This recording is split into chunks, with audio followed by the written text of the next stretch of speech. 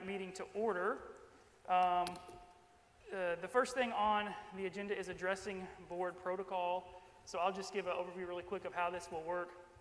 This is a special meeting where we have a regularly scheduled meeting in 2 weeks. But for tonight, we're going to have public comments just on what's on the agenda, which is our COVID-19 protocols and mitigation. So we will have comments at the beginning. As Dr. Clendenning said earlier, if you would like to speak, you should write your name down on the list, and then Robin Betts will call us one by one to address the board.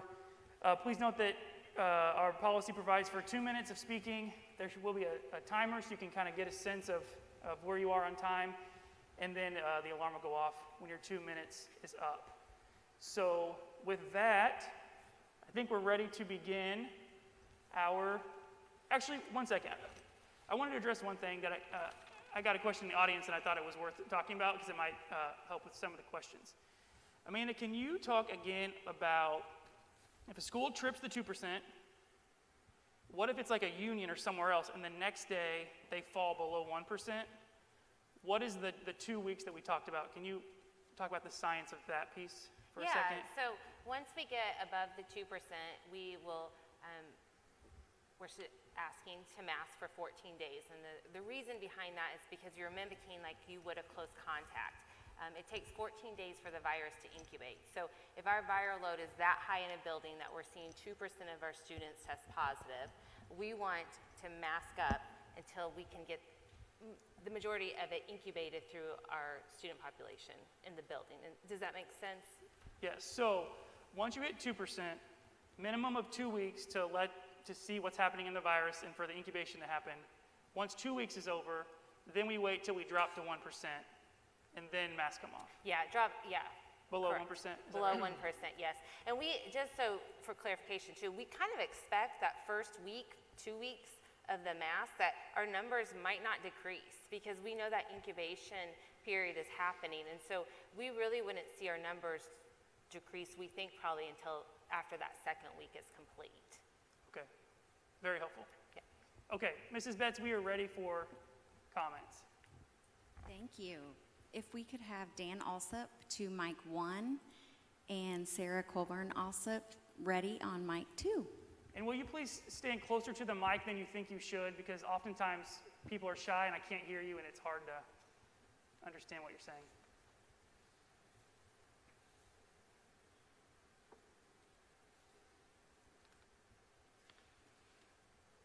All right, should I proceed? Yes, and there should be a timer at some point.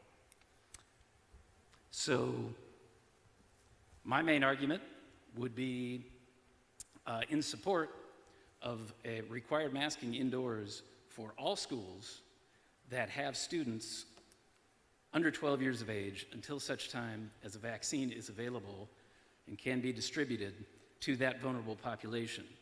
I can hear that amongst those of you on the board, there, and as well as the doctor, right, Dr. Qualls, there is support that the vaccine is our best tool against the virus, right? So I feel like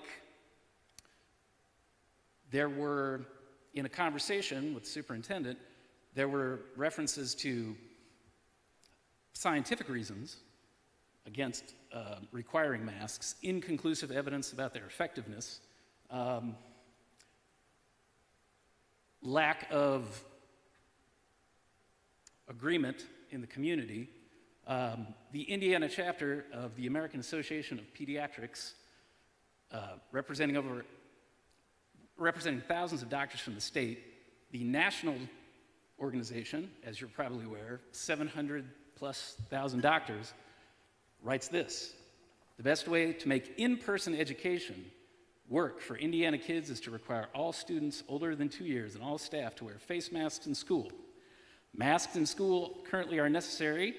First, it is the best way to keep kids in school and limit home quarantine time, and it will help protect the health of children today and their success tomorrow. Second, limiting the role of in-person school in contributing to community spread of the virus will help keep COVID from overwhelming hospital systems. We know masks work. The use of masks during the last school year helped drastically reduce the presence of cold and flu in our classrooms, in addition to decreasing the spread of COVID-19. I know that you're also in support of keeping kids in school. Masks will help do that. Thank you.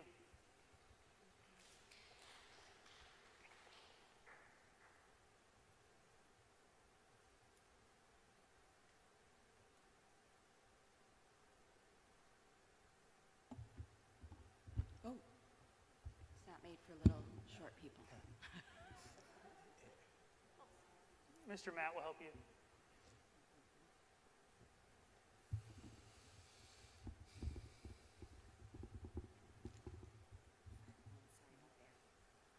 Okay, good evening. My name is Sarah, Dr. Sarah Colburn-Alsop. I, like Dr. Warland and Dr. Klang-Denning, am a doctor of philosophy, not an MD. I'm a college professor.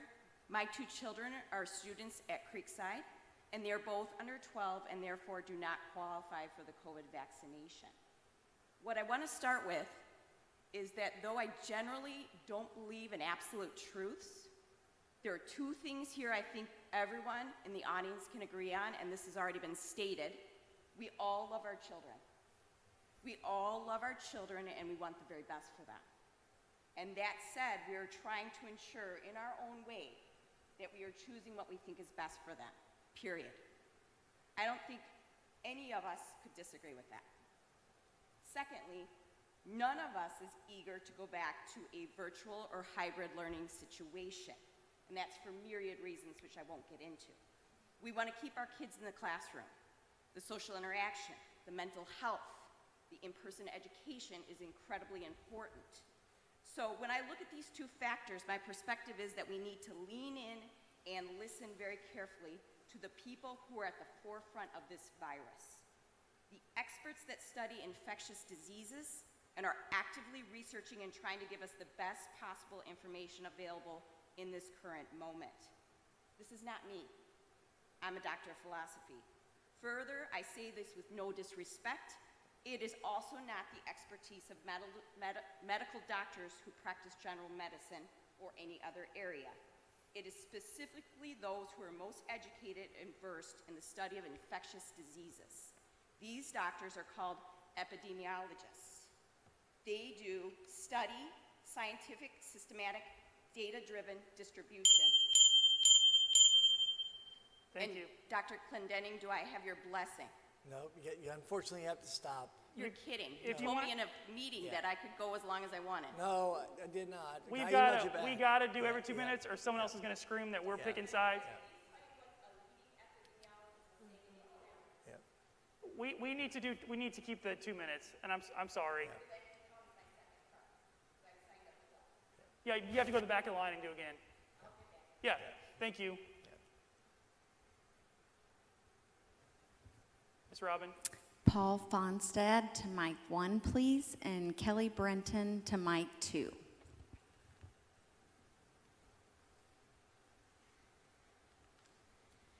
Go ahead, sir. Okay. Thank you for all of your efforts in keeping our kids safe and in person for learning. To back up what Dr. Warland said, as Education Secretary Katie Jenner noted, so the spoiler alert in really simple terms is in-person learning instruction is really matters. And your efforts to do this really do make a difference. As you noted though, Delta variant and masking policies at other school districts are already forcing them into tough decisions to go virtually. Just yesterday, Noblesville East Middle School became the latest school being forced to go virtual, with more than 20% of their students and staff absent due to COVID. While older kids can be protected via the vaccine, those 12 and under cannot, and the lack of masks makes it much more likely that more of those students will be in quarantine, especially since other respiratory illnesses that can be prevented by masks have similar symptoms to COVID, requiring those students who have those symptoms to be tested or quarantined for 10 days as well. In-person learning is so critical for our students. Thank you for considering these steps to help all students be in person as long as possible. I would also encourage you to implement this, as well as to consider even stronger mask guidelines for those schools where the kids cannot yet be vaccinated, requiring them to be masked until 2 months after vaccines are made available to them, to give all parents who want their kids to be fully vaccinated the opportunity to safely get there. Thank you for my time. Thank you. Go Go ahead, ma'am. My son Milo is a fourth grader at Creekside, and he loves science. He does experiments, studies the periodic table, and builds time machines. He dressed up as a science professor for Halloween, complete with test tubes and safety goggles. But my son is starting to ask why his school doesn't believe in science when it comes to COVID. The experts have told us how to keep our kids safe. The CDC, the American Academy of Pediatrics, Indiana Department of Health, Riley Hospital, and so many more have urged universal masking in schools. Choosing to listen to outlying advice and ignoring general medical consensus is irresponsible and dangerous for our children. If we only go to a mask mandate when a school reaches 2% positivity, at Creekside that's about 13 kids positive with COVID at the same time. And when we only have 6 new kids sick with COVID, then the mandate ends. No amount of kids sick with COVID is okay. You shouldn't get to choose how many of our kids have to suffer potential long-term consequences with this virus. We'll only see a drop in cases if everyone does their part and wears masks to keep each other safe. Masks don't prevent all COVID cases, but it lowers transmission and is the best form of protection that unvaccinated kids have. So many kids have already been out sick. Kids cough on each other all day long with no social distancing. Their desks are touching. Universal masking and adequate social distancing are easy things that can make a huge difference. You did it last year and kept elementary kids in school in person all year. Why not do it now when COVID rates are already as high as they were last November and climbing, and when 1 out of every 6 cases in Johnson County in the last month has been in kids? The director of the National Institutes of Health said this week, if you want to avoid having that outbreak that's going to send all the kids home again, you should be doing everything to avoid that, and that means wearing masks. And if somebody tries to tell you we don't have scientific evidence to say that masks reduce infection in schools, it's not true. Thank you.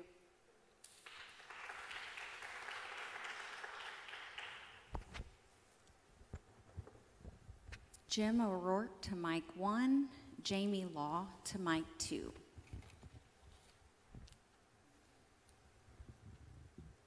Ready? Yeah, and will you get closer? Last time I couldn't hear you Okay, as well. sorry so, about that. Yeah, don't be shy. Just I didn't know I was shy, but. Okay, so we've been through this a bunch of times. Dr. Clendenning, we've talked Dr. Qualls. You said it yourself a minute ago. We're not going to mask our way out of this thing. Kids are going to get sick. They're going to get sick. They're not in any way going to be fatally or carry this thing with them. The majority of this county is not wearing masks. So what do you think is going to happen here? So I just want to make a couple clarifications. So mandates are not laws. I talked to your council. You don't have to wear a mask on the bus. I don't care what you say. They're not a law. Nor is an order, nor is a decree. So there's going to be people that are not going to comply. You've already said that the quiet part out loud. The real goal is to vaccinate the kids. And I've already told you, in no way will I give my consent. No way. So let me get back to the respecting the nurse. We talked a little bit. I didn't realize you were on the phone. We were speaking to Dr. Clendenning. The respect I have is also want to respect for facts, right? When we have opposing viewpoints, we're shut down. I've already seen people turning their backs on me and everything else. That's fine. I'm not asking you to not mask your kid. If you don't want mask your kid, or give your kid the shot. I don't care. But don't force that on me. My kids are healthy. They eat right. They take vitamins. They do everything they're supposed to do. And there's other treatments other than the jab. There are other things that have been proven to work in other countries. I think part of the reason why there's a lack of nurses is they're walking out on having to getting it mandated on them. I've already talked to those people. I stand with them side by side at rallies. One more thing, since everybody takes their time. The one thing I recognized in the learning loss is, could it be a possible lack of oxygen, or could it be that expressions can't be made from kids? We need to, I shut her down, I gotta shut you down too. So if you have a separate thing to talk about, you can sign up for like a separate concept, but thank you. Hi, my name is Jamie Law, and I am the Needham PTO president. I have no papers. I did not prepare to speak.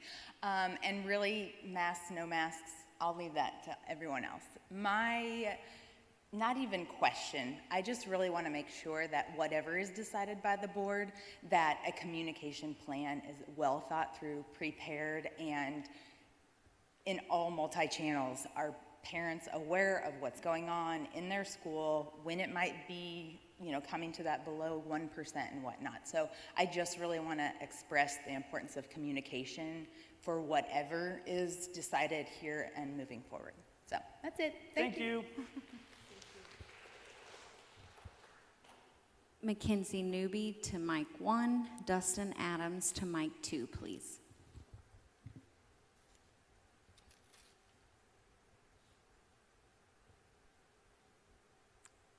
Okay, first off, I just want to start off by asking Becky and Ryan, why are you two up there wearing masks?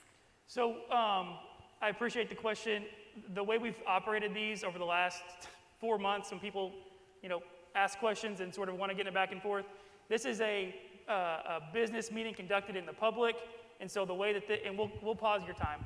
The way that this works is you are able to ask questions, but this is not a forum for us to go back and forth. So other people have asked us questions and we haven't answered them, so I need to be consistent, and you can make your comments, but we're not going to back and forth, if that makes sense. That's fine. No, if we have part of our school staff showing and wearing masks, then it just shows that you guys believe in them. So it feels like that you guys, if you believe in them, then I know everybody's divided about this, and I believe it's a parent's choice, but as Amanda had said earlier, parents can't miss work. Parents need to go to work. Parents need to be able to take care of their kids, and they're not going to sit and keep their kids at home, especially when they're 5, 6, 7, 8 years old, just so that they can not miss work. They need to be able to go to work. Kids need to be able to go to school, but you can't leave your 8-year-old at home for 2 weeks because you're in quarantine because everybody is getting sick. We're already 270 kids quarantined in less than 3 weeks at school. And then we have 128 positive cases. Amanda said there was less than 5 last year that she could probably count on her hand, and we're already less than 3%. I'm sure that's more than 5 kids. And then we also have the parents. Amanda had said parents need to keep their kids at home when they're sick.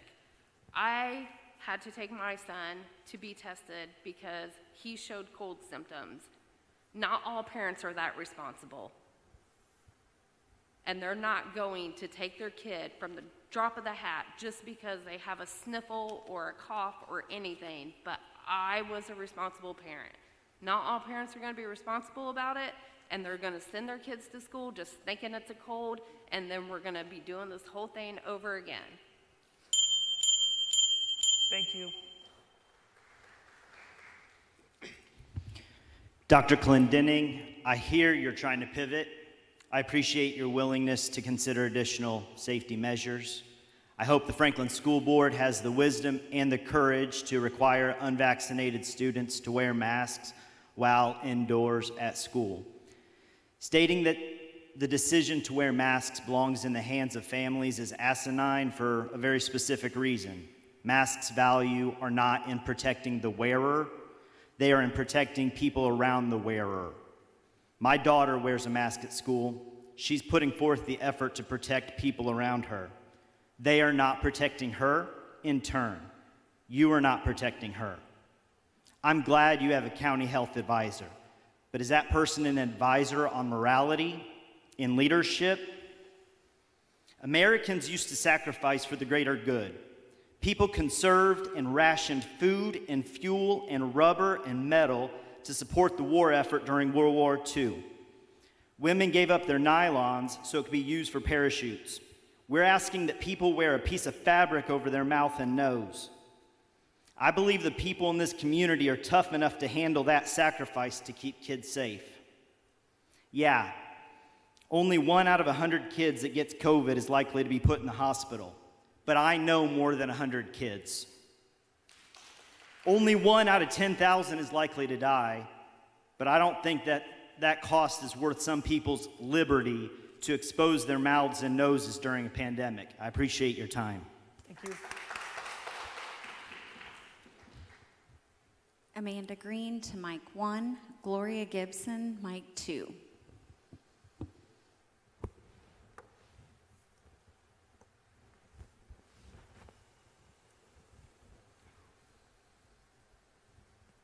Hi, guys. Okay, the chance of a student dying from pneumonia or the flu is 0.8%. The chance of a student dying from COVID is less than that at 0.2. And yet we don't require a mask during the flu season, which has a higher rate of death. My daughter has an IEP for speech therapy. How is she going to learn her sight words or normal class teaching if her teacher is masked? Or if she's masked? She's 5. She watches lips to see how words are formed, as well as if she's not understood by those around her, they can watch her mouth for further clarifications. How is she gonna learn? Engage with her peers, as you said, Dr. Warland. You are setting her up for failure. We have to learn to live with COVID. Stop living in fear and putting fear into our students. Leave masks to parent choice. While I respect those who want masks, I would hope for the same respect back. Look at other school districts. You mentioned the Lewis cast that I sent to you in northern Indiana. The state of Iowa this week have removed mask mandates as well as contact tracing. They only quarantine students who test positive, but they leave the asymptomatic ones at school. And Ryan, this state is not mandating, it is not a law that you have to do contact tracing in your schools. If you mandate mask, I will be sending, if Needham goes to a mask, I will be sending a mask exemption letter for both my kiddos, following my free exercise clause of the United States Constitution, which protects my children's rights to perform or abstain from performing certain physical acts in accordance with their beliefs. Thank you.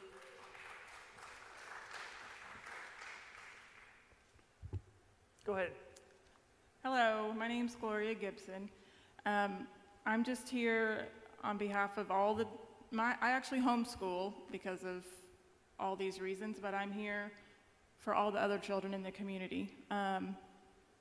Where there's a risk, there should be a choice, and God has given us the free will to choose what's right for each of our families. I've heard over and over, just wear the mask, it's not hurting anyone, but that's actually not true. They are hurting our children, and masks could be a choice, and I have several bullets as to why, and I'm gonna send an article, a study of under each one to all of you later tonight. Children are at very low risk from COVID-19. Children spread COVID-19 much less than adults. Asymptomatic children rarely spread COVID-19. Teachers do not face an increased risk from children. Schools do not drive the spread of COVID-19. The effectiveness of masks is not conclusive. Masking children correctly is unrealistic. I think we all know that. Improper masking is common and unsanitary. Many places do not require masks on children and have fared just the same. Schools without masks have not fared any worse. Masks can hinder speech development in children. Deaf and disabled children struggle to learn with masks. Masking can often cause headache and fatigue. Some masks contain toxic chemicals. Masking can cause a wide variety of other health issues, including psychosocial, biological, immunological risks. And that's all I have. Thank you. Thank you. Kim Lavarno to mic 1, Joey Ott to mic 2, please.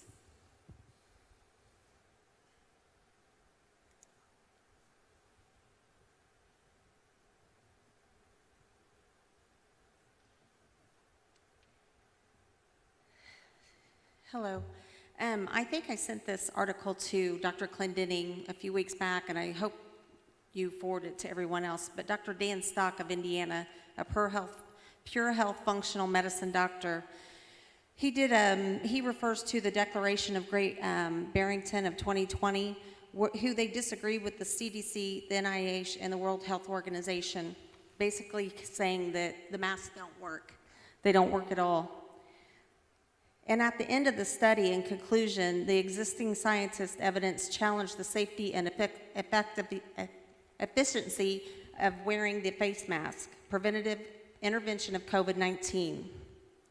The data suggests that both medical and non-medical face masks are ineffective to block human-to-human transmission of viral infection diseases such as SARS-CoV-2 and COVID-19. But this also includes that there was demonstration of adverse effects. Psychological effects include hypoxia, hypercapnia, shortness of breath, increased acidity and toxicity, activation of fear and stress responses, rise in stress hormones, immunoimmune suppression, fatigue, headaches, decline in cognitive performance, and the list goes on. So if you mask up, is this child abuse? In my opinion, it is. And I think that the parents should act accordingly. Thank you.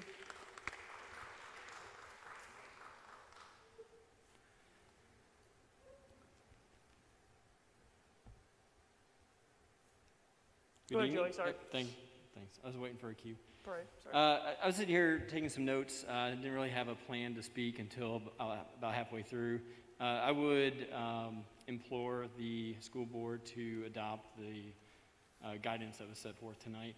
It really aligns, if you think about it, with your goals. FCS, I've jotted some of these down, is to do 180 days in school this year.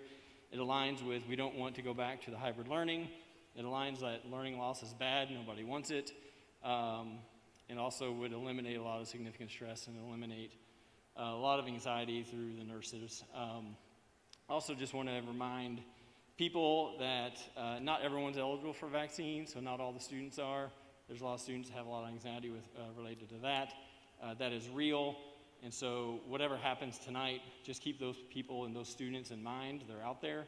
And lastly, you know, I'm a science person, so I would suggest, and I could talk to any of you about it if you want,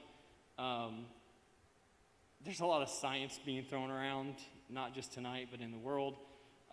Science is a process. If anyone's sending you science articles that aren't in reputable peer-reviewed journals, don't waste your time, don't read them. Thanks. Thank you.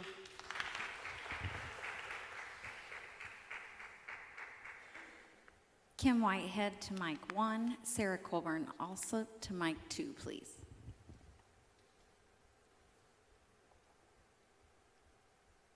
Go ahead.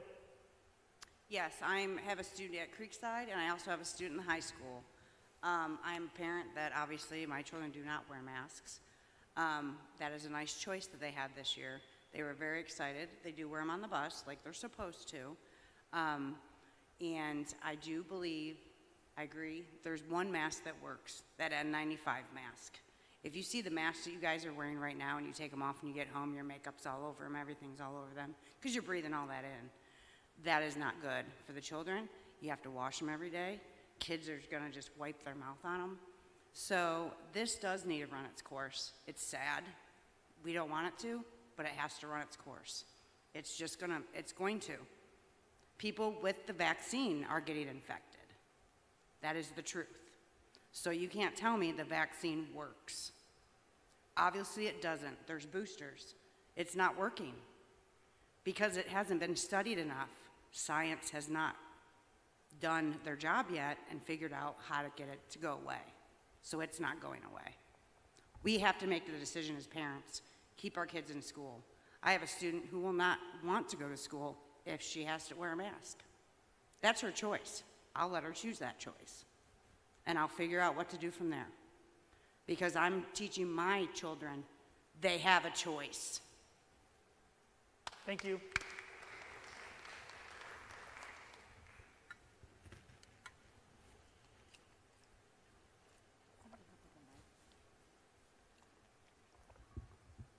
Oh, wait, I got it.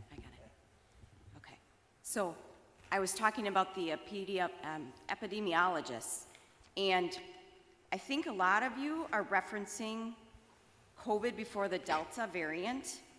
It did not used to be as dangerous to our kids as it is now. I have a quote here from Dr. Richard Malone. He's a well-reputed pediatrician in Bloomington, Indiana. He did his residency at Riley, and this is a quote from him yesterday, and I asked him for permission to share it with you. I received an email from my infectious disease colleagues at Riley Children's Hospital in Indianapolis this morning. There were 16 children admitted to Riley yesterday morning with COVID. 5 children are now in the intensive care unit. Please make sure you're doing everything to protect your children, including masking and immunizing those caring for your children. Delta has changed the game, you guys. It's 200 times more transmissible than the original virus, and it results in 1,000 times in viral load. We need to protect our children, particularly our children who cannot yet get the vaccination. It is time to pivot now. We do not get to consider our kids as percentage points and think that that's okay, that we're talking about them that way. They're not collateral damage. I love my children, and this is unacceptable. Thank you. Jim O'Rourke to mic 1, Allison Tatman to mic 2. I'm back. I got mic 1 again. Great. Can I go? Sure, yes, sir. Sorry. Yes, go ahead. Okay, please. I'll just finish up my thoughts real quick. I'll try to be quick. So again, we were talking about mandates before and so forth. So I think Amanda touched on it, but this whole contact tracing, if you don't want to do it, it's a mandate. You don't have to do it. I think that's, as leaders, we expect you guys to stand up and do that, right? You're sending home kids that are not sick. They're sitting at home. Now, my daughter was home Friday and Monday. She had a sore throat. So I am a responsible parent, whoever brought that up. But she didn't have COVID. I had her tested, which I didn't want, because that test is also 96% false positive over a certain amount of the PCR test. And by the way, I already talked to Johnson County Health Department, and they're using the same test that they're withdrawing in December, which is telling you that they're putting up false positives. So all this stuff about people going, there are other alternatives to these vaccines, people. There are. Ivermectin. Hear that one? That's been around 60 years. And we could treat people with that. And you know what? The people that are ending up getting incubated are getting denied that treatment. My brother-in-law was denied that treatment in New Jersey and almost died.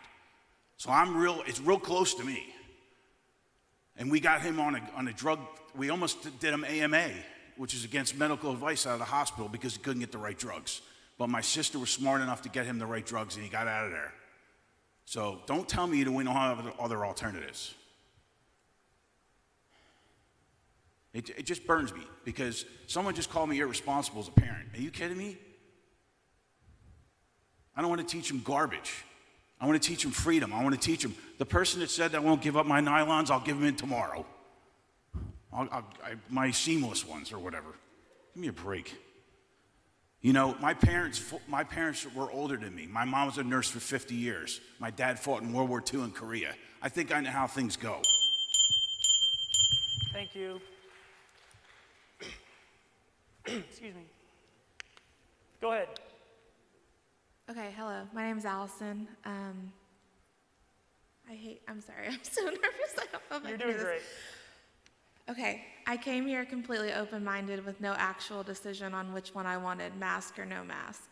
What I can tell you is in my role that I do right now, I am a trauma therapist, and I hear how this affects children when they talk about how it feels to have to wear a mask.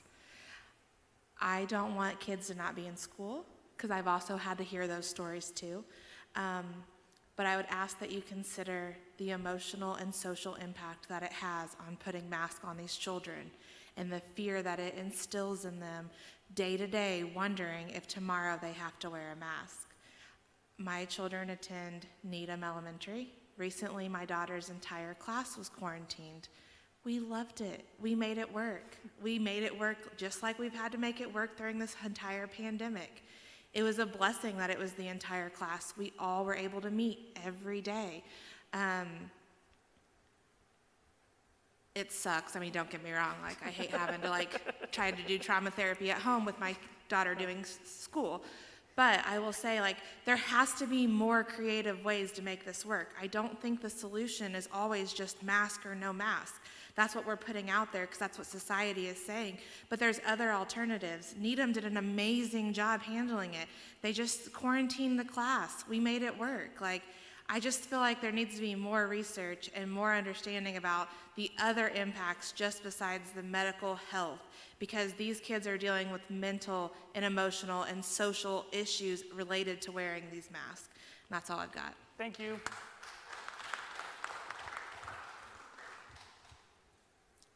Our final comment for the evening is Georgina Bayless on mic 1. Sorry, I didn't mean to do that, but I will do it this way. I would just like to suggest that, the suggestion that you could possibly treat unvaccinated kids differently than vaccinated kids is absolute discrimination, and I would think long and hard before I engaged in discrimination based on vaccination status. I also want to tell you that my daughter took her child to Riley during the pandemic, and his comment was, "I can't get used to these young kids wearing masks. We've always only masked the sick kids because the masks are to protect the sick. And when you say your mask protects me, your mask doesn't even protect you. If it didn't protect us during a lesser virus, do you think these masks are going to protect during this more viral environment?" Also, we're about education. Can you imagine the distraction for teachers having to police masks and kids who get in trouble because their mask fell below their nose, or they just want a breathing break and they take it down? I've heard all those stories too. It's a distraction. It's actually added stress on these kids. We should be about, if we're so far behind, we should be about doing everything we can to take away every distraction for these kids. Yeah, parents have a choice. Mask your kids, because that mask apparently saves them. Don't require it for everybody. Thank you.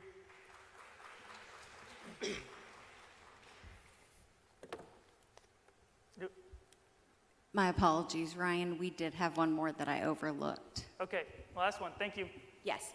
These are actually not my own comments. These are comments that came to me from educators who are currently working in the Franklin Community District.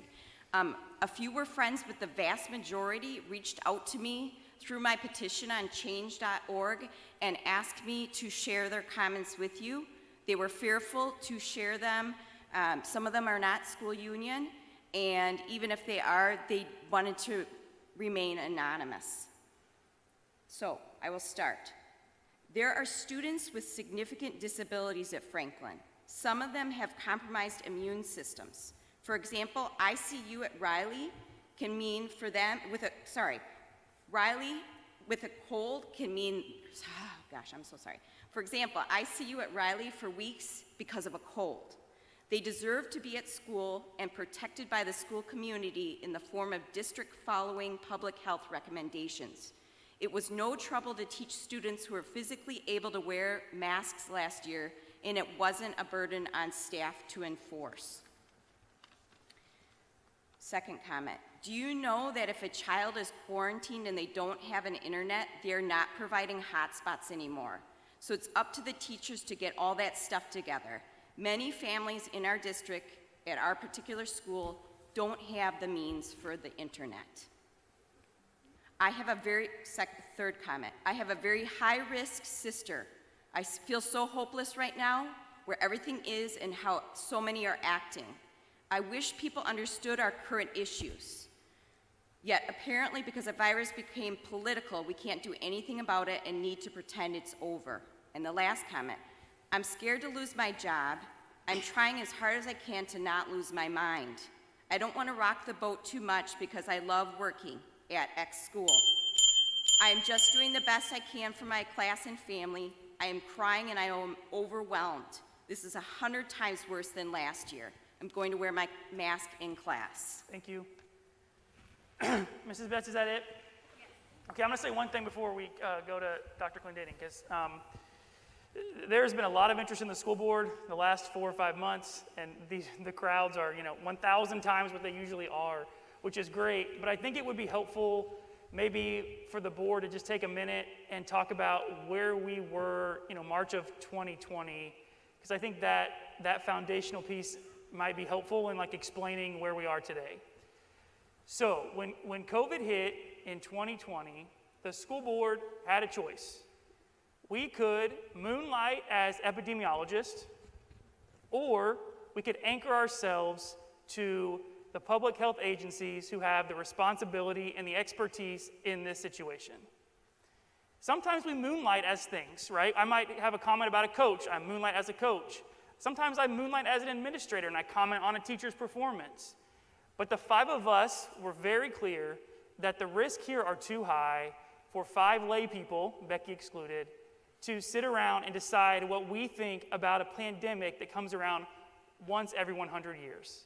I'm not qualified to do that. I get paid $2,000 a year to be on here, so I'm not paid enough to be a doctor either. So we decided the best thing for kids, the best thing for teachers, and the best thing for this community was for us to identify what is our North Star. Who are we anchored to? We are not anchored to the news articles that come every other day that one says this and one says that. We're not anchored to politics and the ebbs and flows of public opinion. We are anchored to the Johnson County Health Department, and who at the time was Dr. Mormon. That was our North Star. He has the experience, he has the access to the information, and he is the voice that we are going to look to. And so I understand that people are frustrated. I understand that people don't necessarily agree with the science behind decisions the health department makes, maybe the science behind the decisions of the CDC, etc. I get it, and I hear you, and I understand. But I think from a board, it's important for us to be clear that we have hooked ourselves to the health department because that is local control. It's the most qualified person who is the closest to this community. And so that is who we are going to be tied to. That's whose guidance we will listen to. And to the extent you are frustrated with what the health department is saying, to the extent you're frustrated with what the Indiana State Department of Health is telling us about contact tracing, etc., I want you to know that it's okay to be frustrated and it's okay to question the rationale behind those things. And we sometimes will question the rationale behind those things. But we decided 18 months ago that we were going to follow the science as prescribed to us by the health commissioner. And that is where I think we are going to continue to be. So while I appreciate people coming and sending us stuff, and it is honestly fascinating, and most of it is over my head, I hear you, but I just don't want people to be frustrated that your input or your take on the latest scientific study isn't influencing us. And that's not because we're being disrespectful to you, or we don't think that you're smart, or we don't think that you've taken the time to research it. It's because a year and a half ago, we tied ourselves to who we think is the most qualified person, the most qualified entity to guide these discussions. So I don't mean to say don't send us stuff. Please do. Question things. Everything should be questions at all times. We raise our kids here to ask tough questions. But just please know when you're frustrated or you're looking around or you're saying, what in the hell are they doing? Who are they listening to? The answer for the last 18 months, and God forbid not the next 18 months, is going to be our health department. That is our North Star, and that is who we are connected to. And I think that's what we're going to do going forward. Right? Yes, thank you. And I want to thank everybody for coming out tonight and speaking. I've said many times in conversations in my house that the thing people are most passionate about is their children. I have 3 of my own, but then also piggyback on that we as a board have about 5,000 that we're thinking of, and we are thinking of them. Every day, all day. Yes, and their safety, and this keeps us up at night, and we truly want to do what is best for your kids, and I agree with Ryan that we are going to stay behind our Johnson County Health Department and keep them as our guiding star on what this is, but do know that this is something that doesn't leave us when we leave here, and we do think about your children just as much as we do our own. So, thank you.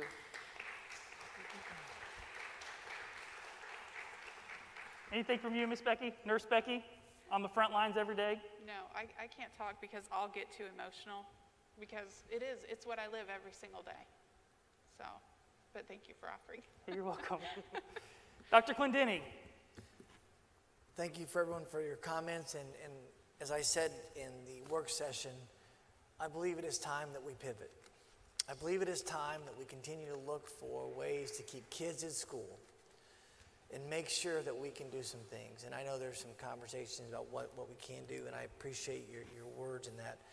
So it's the recommendation of the administration that we adopt the strongly recommended wording from Dr. Qualls, and that is if a school district, if a school in our district reaches 2% of their student population, we would put masks on until such a time that building goes below 1%.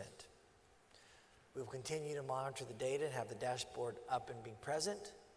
And as I said before, we'll always continue to pivot as the information comes to us. Okay. So it's been presented. Is there a motion? I will move for approval. I'll second. It's been moved and approved. I think he asked everyone individually. So, Ms. Becky, how do you vote? Yes. Ms. Christie? Yes. And I vote yes. So the motion passes. Oh, is Brian? He doesn't get to vote. Okay. So we got 3. We have a quorum. Okay. So I think we are. Thank you, everybody, for coming. I really appreciate it. It means a lot to hear from people, and we know that folks are passionate. As Christy said, please know that your kids are the first thing we think about in the morning and the last thing we think about at night. We're praying for all of you, and may God bless us all. So with that, we are adjourned.